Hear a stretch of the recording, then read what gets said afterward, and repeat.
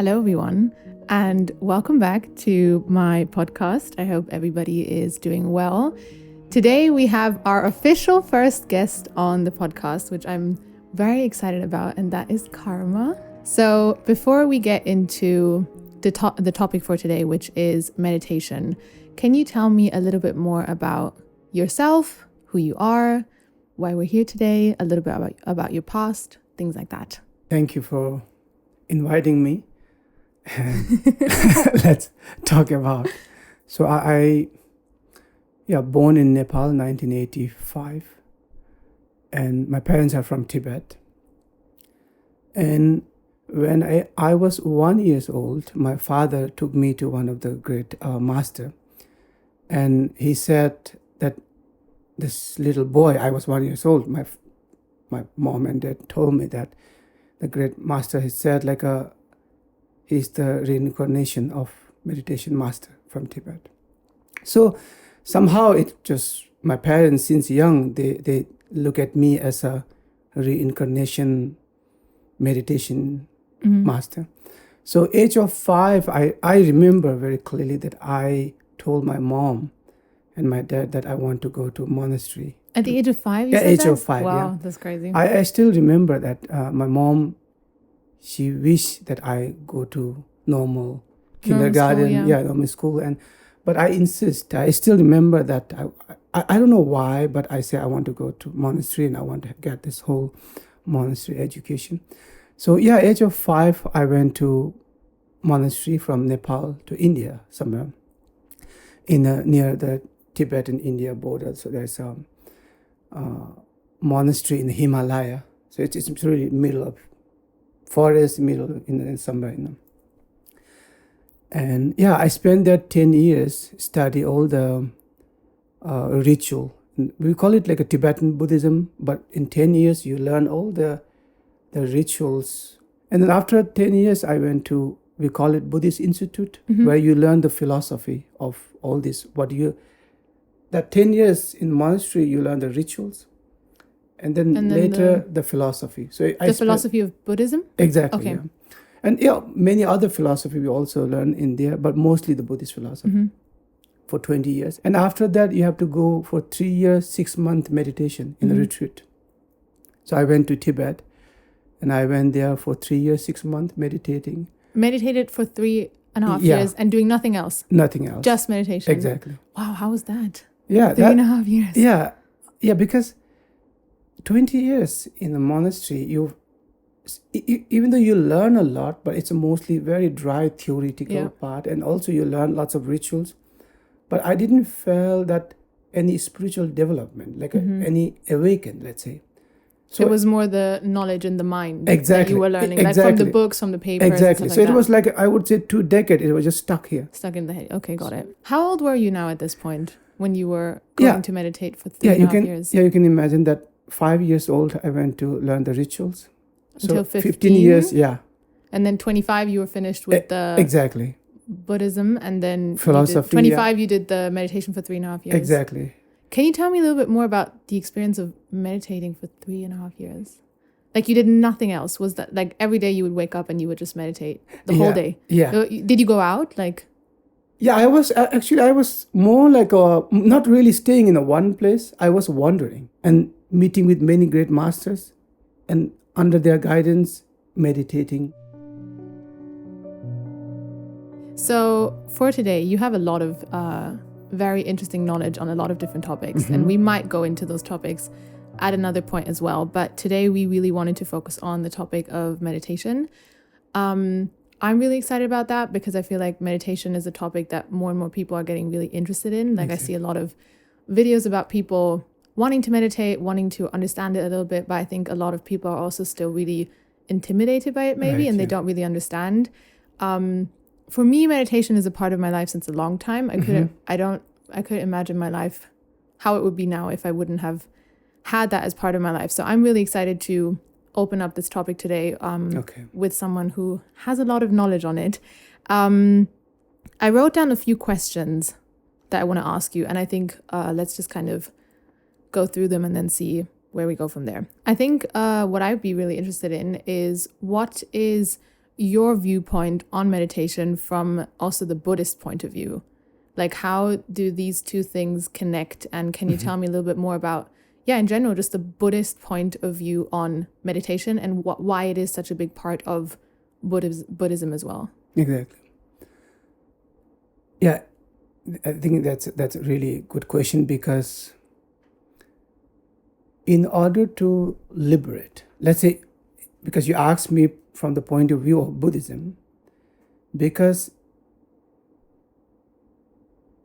when Buddha Shakyamuni, when he was enlightened under the Bodhi tree in Bodh Gaya, 2,600 years ago. We're talking about like what we would see as just Buddha now. Is that the guy we're talking about? Exactly. Okay, Shakyamuni Buddha. I didn't know the other name, like Buddha. What's the name? Buddha? Shakyamuni Buddha. Okay, I didn't know that. He was a historical person. Okay, and that was 2,600 years ago. Okay, exactly. Got it. So, he gave this first teaching called Four Noble Truths. That's I would say that is basically the foundation of Buddhism. The Four Noble Truths. The truth, the suffering is truth. The cause of suffering is truth. And then the liberation is truth, which means liberating from the cause of suffering. And then the path is truth. So what does that really mean is that his discovery is that somehow all the sentient beings are going through suffering. Doesn't matter the family suffering, like a problem, you call it, or obstacles, from relation to financial problem, to career problem, to psychological problem, to all are suffering, for example. So he said that is suffering is truth, but normally what we do, we are looking outside. To solve the suffering, we are looking outside, to blaming the other people or blaming the situation. We are looking or to try to solve the suffering from to cover from outside. So more like a materialistic way. So he said the cause of the suffering is inside. It's never outside. Exactly. It was inside. The cause of the suffering is inside. Yeah. So, but if you go even deeper, what is the real cause, like a root cause of the suffering, is ignorance. Like not knowing who you really are. So that's why we are really suffering. All the others are just look like a surface, but it's different content. The root cause is the ignorance of not knowing who we are. Exactly. Yeah. So that is he said that is the root cause of suffering. Now, can we end the suffering forever? He said, yeah, you can. And so that is the third noble truth, which is like a liberation is the truth. So you can liberate from the suffering forever, not just temporary, forever. So now the path is truth, which means path is like a technique or the tool. How to, you can't say, okay, now I want to uproot the root cause of suffering. It will not uproot itself. So you need a tool, or you need that technique to do that. Meditation is one of that technique. Okay. Is it the technique or one of them? One of them. One of them. Okay. One of them. So now, I have to go back to what was the question? Because I was... the question was just about like the Buddhist point of view on meditation. Exactly. Yeah. So that's why I have to really touch this Four Noble Truths, because that is the foundation of Buddhism. Yeah. So, now if we say the meditation is the tool or the path or the technique to uproot the suffering, for example, now, in the beginning, our biggest problem why we are not knowing ourselves is that we are so much distracted. We are distracted by everything. We are so much outer distract and distract in the past and present and the worry about the future. So we are really not here in now. We are not experiencing the life. We are somehow stuck in the past or future or fear or something. Exactly. So the meditation, the job of the meditation, it will bring you to present moments. To the now. Exactly. So now this is already solving the huge problem of suffering. Do you understand? Just coming back to this very moment is the truth. You're here, I'm here. So that is the moment. So come back here. So many people can't do this. Yeah. So that is the beginning of the meditation. So there you are developing that kind of concentration in the now. And you have to focus, and whatever you are, with whomever. That is everything, If you can stay there, so now you are aware. So you're aware of this present moment. So that is also called meditation. Why meditation is. So the more you're aware, the beautiful things come up. Yeah. So because you're aware of what you're saying, you're aware of what you're thinking, you're aware of what you are doing. Mm-hmm. So your body, speech, mind will be more aware. Yeah. So what is the benefit of aware of body, speech, and mind? So you will not say stupid things. Do you understand what I mean? So you will not think stupid things. Yeah. So you will not do stupid things. Then if you will not do stupid things, speak. So what will happen? That your mind is not polluted anymore. Yeah. Your mind is more, let's say, clean. Exactly. Mm-hmm. Like a clean water. Yeah. So that clean water is who you really are. Like let's say, clean awareness. Yeah. Without all of the other exactly bullshit. Exactly. Yeah. So that's from the Buddhist point of view. The meditation will help you to going back to who you really are without adding all this outside stuff. Exactly. So then you will be, once you start to knowing who you are liberating. Yeah. Do you understand? Because and also you're liberated because then it doesn't matter what's happening around you. You are liberated. So you're not attached to my outside has to be like this for me to feel liberated. You are just liberated. Exactly. And then you can go out in the world and whatever happens, you can keep that? Yeah, you can keep that. Yeah. It's interesting. See, when we talk about not knowing who we are, we have this illusion of kind of what you call the ego as the identity. We always thought like my past story is me. Yeah. My name is me. Then like all that emotion is me. All that sensation is me. So then what will happen is you will suffer because you're stuck in that sensation. In a cage, basically. Exactly. You're putting yourself in the prison of your own, your own, what do you call? Mind? Yeah, exactly. So now... stories, the prison of the stories. Exactly, the story. But once you know, okay, that story is not me, you're liberated. Yeah. Because then you're back to who you really are. The pure awareness. Exactly. Yeah. So that is what the Buddha said, like through meditation you can liberate from the dukkha. And these things you were learning from 5 to 15.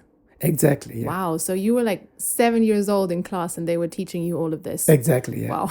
but interestingly, tell you the truth, for 2 decades, I didn't get it. Like until 25 years old, I didn't get it, like what they are talking about. Because it was all in the mind? Exactly. Yeah. And then when you did the 3.5 years of meditation, that's when you understood, that's what they were talking about. It went from here to here. Well, I think that's the problem for a lot of people, because I think a lot of people are trying to get the knowledge, read all of the books, watch all of the videos, but then it's still stuck here. Like I know so many people, I meet so many people where I feel like they know everything. They know all of the books, all the things, but they don't feel it. And that's the difference probably. Yeah. So fascinating. You learned it. You didn't just read one book. You learned it for 20 years. Exactly. And still not applying it didn't work. Exactly, yeah. When we were talking a little bit about this topic, you were telling me that, I think also from the Buddhist point of view, or maybe from your point of view, correct me if I'm wrong, there are 3 purposes of meditation. Can you elaborate on that a little bit? What are those 3 purposes? Yeah, and where does this idea of the 3 purposes come from? Yeah, that's a good question, because nowadays when you kind of search meditation, like in Google or YouTube, you will find like hundreds of thousands of even millions of different technique, Yeah. And people confused like That's why I was so excited to talk about this, because I feel like meditation is so important, but there's so much out there. You just don't know. Like challenges, people meditating for 30 days, people meditating and lying and sitting, closed eyes, music, no music, and everyone's saying do it like this, do it like that. It's like too much. Exactly. Yeah. So I can imagine that people might be lost and don't know where to start, Yeah. So for example, I think let's make it simple. When we learn meditation, so our teacher, our master always say there's 2 type of meditation. Doesn't matter millions of meditation techniques, but you can put into 2 categories. And we call it like a samatha meditation and vipassana meditation. Yeah. Or in Tibetan, we call it shine and lakton. That's so important because, for example, in the beginning, we call So it... shamatha is the beginners. Beginners. So we're talking about there are now two types of meditation, beginners, advanced. Exactly. And this is the beginners. Exactly. Okay, good. In the shamatha meditation, you can say there's a two type of meditation. One is to develop your focus, concentration. Sometimes people just look at the candle, looking at the candle. So that is, you can call that is shine, that is developing your concentration. Or you close your eyes and you, like a mind, what you call concentrate on your breath, or counting your breath. Or you stand up and you do walking meditation. So all are into one category. It is just developing your concentration. Focus. Exactly. Let's say in 1 minute. So nowadays, psychology, they studied like in one day, there's a 60 to 80,000 thoughts are just wandering. So now let's say in 1 minute, normally if it run, it has like, let's say hundreds of objects, put it that way. So at least, now let's say I'm looking at that candle flame for 1 minute, 60 seconds. So what happened is, at least in this 1 minute for 60 seconds, I have only one object, that is the candle flame or breath. So now see, it is already calming down. It's not like a running 10 directions. So it's just for at least for 1 minute. So it's not about the length. You do 1 hour, like 30 days. It's about the quality. Yeah. Sometimes what happens, and you just do too long, many hours, but the quality is even not there for 1 second. That's why I was thinking, like, I think I've seen a lot of people post videos like meditating for 1 hour, and I think then I've heard from some people they meditate for 5 minutes and then they're like, oh, I should be meditating more. People are meditating for 1 hour, but I think 5 minutes of good meditation can be so much better than 1 hour of meditation where you don't understand what you're doing. Exactly. So it's really like quality over quantity. Exactly. Even with meditation. Exactly. So now, to answer your question, that three different type of benefit of or the function of meditation, as I told you. One is the shine, one is the lakton, the samatha and vipassana. In the samatha, the beginner meditation. So there is doesn't matter hundreds of techniques or thousands or millions of, in nowadays you can see in the YouTube or anywhere. So that is category of the beginner meditation. In the which samatha is focus. meditation. Exactly. Which is developing the focus. But then once you develop your concentration, so now you have to develop the mindfulness. So that's another one. It's still in the beginner, but okay. So we're still talking about the beginners. Exactly. So we have focus in the beginner's meditation, and now the second thing is mindfulness. Exactly. Okay. So mindfulness has a little different quality. It is not one subject and one object. So for example, I'm just sitting here and mindful. I'm mindful of you, mindful of all the objects around me, mindful of my temperature. Kind of like awareness? Exactly. Okay. It's more like aware. So it's not like the concentration, where it's the one subject, one object. So it's more like you're aware of all the 10 directions. But the senses, the smells, how you feel, all of that. Exactly. Include your thought, include your sensation, feeling, emotion. But you're not kind of after that. So normally the crazy dog or monkey, they're just after everything. Yeah. I know the wild, the you said the tiger or lion, But mindfulness it's not in a one object, one subject, but it's more like awareness of everything. Exactly. So that is the beginner. Now the second part of the meditation, which is we call lakton or vipassana, which That's is the advanced meditation. Yeah. So once you develop your like it's almost like a what do you call that knife? You make it sharpening it. You sharpen the knife, Exactly. with the mindfulness and the focus. That's been sharpened now. Exactly. Now in a vipassana, it's time to cut. And it's a time to cut. Cut what? Cut ignorance. Yeah. So once you develop this concentration and once you develop this awareness, now in advance, you start cutting your illusion ego. Because that is the cause of suffering. Like, I am that name, I'm that emotion, I'm that feeling. That story, that past, exactly. that person, that whatever. Exactly. Now that with this sharpening kind of, very sharpening mindfulness and the concentration mind, now you have to cut, you start to kind of cutting. It's almost like a surgery. Yeah. That who am I? Yeah. The beginning of the Vipassana is like, who am I? Now, that who am I, that question is already started cutting now. Yeah. So, because you need to cut away all the stories, all exactly. the past, all the fears. Exactly. That is like surgery. You're right. That's a good way to put it. Yeah. And then you just keep deep, like it's some people call it self-inquiry. It's like who am I?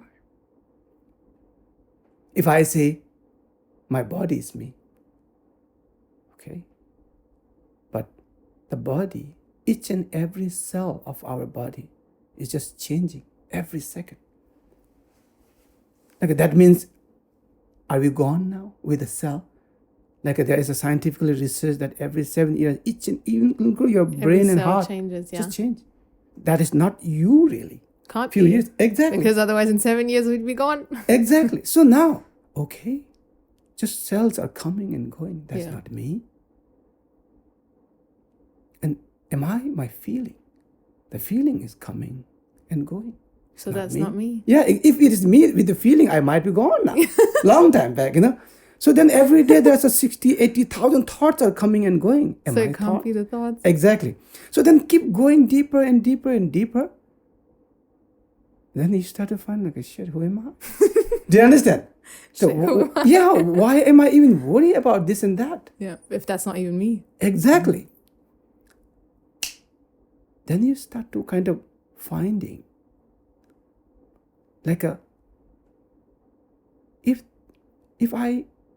if I delete all that information about my name, idea, that whatever I added later on, if I just take it out, everything. Let's say if I delete everything. Let's say you as a bundle of information, put it that way, because all emotion, this and that, all are information. So if I delete all the information, what do you think? What will left? Include your name. Just delete. Like a reset, like in a computer, reset button. Just the awareness. Exactly. That awareness. Now. But what is that awareness? Yeah. So that's a good question. Now, that awareness, do you think, is it a male or female? None. Exactly. Do you think that awareness took a birth? No. Will that awareness will going to die? No. Exactly. Do you think that awareness have an emotion? No. Sad and happy. Do you think? No. Exactly. Now, see, this is important here. So, do you afraid of death? Me? Yeah. I don't think so. I'm not sure. No. Yeah. See, now, did you say that I'm not sure? I'm not sure. Yeah. Now I'm not. I think I'm not. But if I'd be in front of the situation, I don't know. Okay. Now, do you have an emotion? I have emotion, yes. Exactly. But do that awareness have an emotion? No. Exactly. So now this is important. So you birth and you will die. But that awareness never birth, never will going to die. So now this is important here. If I tell you I'm an enlightened being, I will never going to die. And I don't have any suffering. You might be thinking like, oh, Jesus Christ, wow, what a person. Do you understand what I mean? Jesus Christ. Yeah, now the thing, I didn't learn that from monastery, but I'm just saying it. Somewhere from movie I learned that. But that accent, So now the thing is, see, when I say I don't have any suffering and I will never going to die, some people maybe have a doubt, like what's wrong with him? Yeah, he's lying. He will going to die. Everybody will going to die. But that is here. Important part is when I say I, where am I pointing that I? That's so important. Yeah. When this is so interesting. Sometimes when we point I'm unhappy. Yeah. So that where am I pointing that I? Normally people pointing I as a feeling. Yeah. Story. Are you getting my point? Yeah, 100%. My body. So when people say, I'm afraid to die, they mean like I as a body. As a body, yeah. will go But not into the awareness. Exactly. That's two different things. Exactly. That's a two different things. When great all the teachers, when say, oh, I don't have a suffering. Yeah. They're not lying. Yeah. Why? Because they're saying they're pointing to the awareness. Yeah. That's And that true. awareness does not have any suffering. Exactly. And so I will never going to die. I'm immortal. Do you say immoral? Immortal, yeah. Immortal, exactly. People say, no, now this immortal is impossible. Yeah. But that awareness is immortal. Yeah. The body is not immortal. Exactly. So if you point to you, that's not true. But if you point to the awareness, then it is immortal. Exactly. So that is so important. But that is that's advanced meditation. Yeah. And so when we connect with that awareness, then we stop suffering because that awareness is not suffering. Exactly. And so the stories fall away, the fears fall away. Exactly. All of the illusion falls away. That's it. I think that's what we were also talking about in the advanced meditation. You lose the illusion, the dualistic illusion between separateness, the duality. Do you want to talk a little bit about that? I think that's also very interesting. Let's say right now you are in your dream. Mm-hmm. Last night you went to bed, and then still this is the continue of your dream. Right now you're having a dream. Now, let's say in the dream you are not aware that you are dreaming, which means you're not lucid in your dream. You're still in dream. You think it's real. Exactly. You think it's real now. And you think it's real now. Right now we are sitting here and you met me, and then now you're talking with me. And then you think this is plant, this is wall, this is another human, and this is you. And like you're making everything separate, like separate than you. So you manifest your own body in a dream. And you manifest this plant, this wall, this person in front of you, this candle and everything. Now, my question for you, in the dream, are they separate from you? No, that's all me. Exactly. But why are you experiencing they are separate? In the real world? In the dream. No, you're not experiencing that. You think it is. But that's the illusion. Exactly.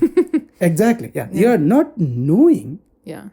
So in the dream, you think, oh, that's the plant that's away from me. That's the microphone. That's karma that's away from me. Exactly. But actually in the dream, it's not. It's all you. Exactly. So then when we apply that to real life, it's the same thing. Same thing. Yeah. So exactly. Yeah. That's what I mean. Yeah. Then, for example, once you realize you are dreaming. Yeah.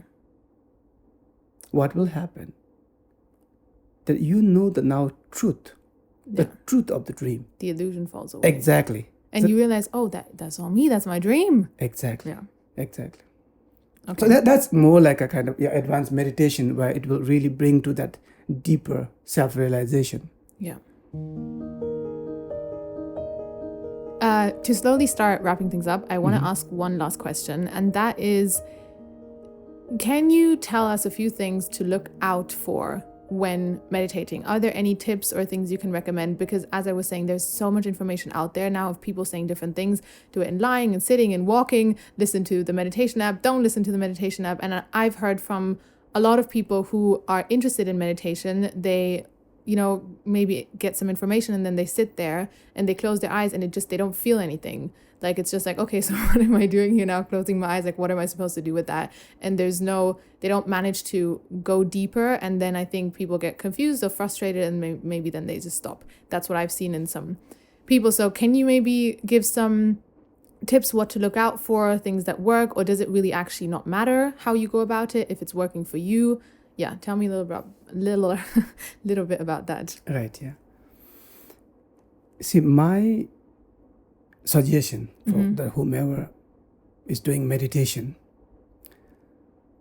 I think you have to know why you need meditation, for what.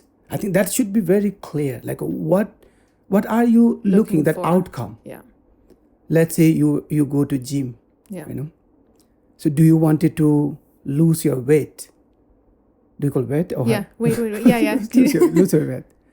Or do you want it to have a six-pack? You know? Or you go there to have a bigger, bumps or whatever. And people go for many different... Bigger booty. Yeah. Or maybe the guys... run faster. Yeah, maybe guys wanted to have a bigger chest, whatever.